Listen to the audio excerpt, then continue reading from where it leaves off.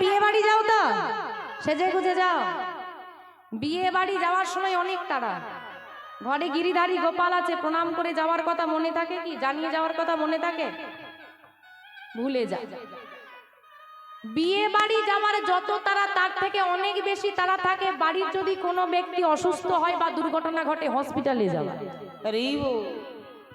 তাই তো অনেক তারা। সেই সময় কি গিরিধারী গোপালকে প্রণাম করতে ভুলে যাও, জানিয়ে যেতে ভুলে যাও? তখন হলো না।